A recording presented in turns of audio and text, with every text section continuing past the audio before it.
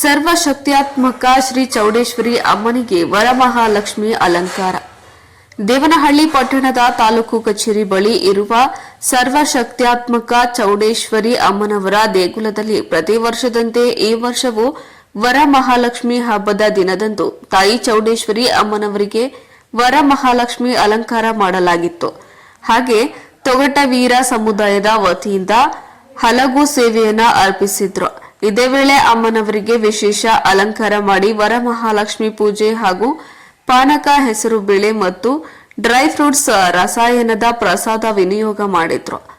ಹಲಗು ಸೇವೆಯಲ್ಲಿ ಅನೇಕ ಭಕ್ತರು ಭಾಗವಹಿಸಿ ತಾಯಿಯ ಹರಕೆ ತೀರಿಸಿಕೊಂಡ್ರು.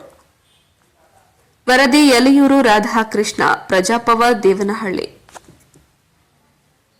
ಸರ್ವಶಕ್ತ್ಯಾತ್ಮಕ ದೇವನಹಳ್ಳಿ ಚೌಡೇಶ್ವರಿ ದೇವಾಲಯದಲ್ಲಿ ಎಲ್ಲ ಹಬ್ಬ ಹರಿದಿನಗಳಲ್ಲಿ ಕೂಡ ವಿಶೇಷವಾದ ಅಲಂಕಾರಗಳು, ವಿಶೇಷವಾದ ಪೂಜೆಗಳು ಎಲ್ಲ ಭಕ್ತಾದಿಗಳ ನೆರವಿನಿಂದ ನಡ್ಕೊಂಡು ಬರ್ತಾ ಇದೆ.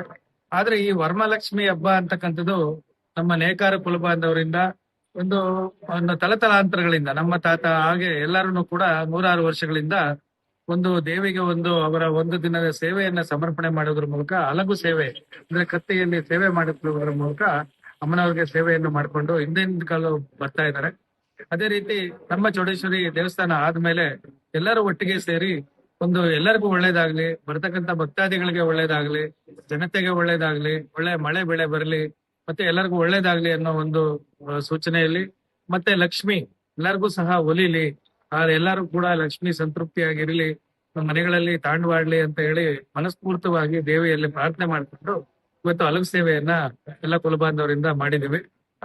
ಅದು ಜೊತೆ ಒಳಗಡೆ ವಿಶೇಷವಾಗಿ ತಯಾರಿಸಿರ್ತಕ್ಕಂಥ ಒಂದು ರಸಾಯನ, ಇದು ಇವರು ಹಳಬರು ಏನಿದ್ದಾರೆ ಅವರು ಬಹಳ ವಿಶೇಷವಾಗಿ ತಯಾರಿಸಿರ್ತಕ್ಕಂಥ ಒಂದು ರಸಾಯನ. ಅದ್ರ ಬಗ್ಗೆ ಅವರು ಹೇಳ್ತಾರೆ ಏನ್ ರಸಾಯನ ಯಾವ ರೀತಿ ಅಂತ ಹೇಳಿ.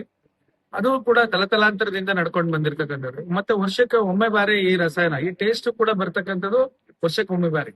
ಅದು ನಾವು ಅದೇ ರೀತಿ ನಾವು ಮಾಡಕ್ಕೆ ಪ್ರಯತ್ನ ಮಾಡಿದ್ರು ಕೂಡ ಆತರ ಒಂದು ರಸಾಯನ ಬರೋದಿಲ್ಲ. ಅದು ಬಹಳ ವಿಶೇಷವಾದ ಇವತ್ತು. ಮತ್ತೆ ಅಮ್ಮನವರಿಗೆ ಆನಂದವಾಗಿರ್ತಕ್ಕಂಥ ಲಕ್ಷ್ಮಿ ಅಲಂಕಾರವನ್ನ ನಮ್ಮ ಅರ್ಚಕರು ಮಾಡಿದ್ದಾರೆ.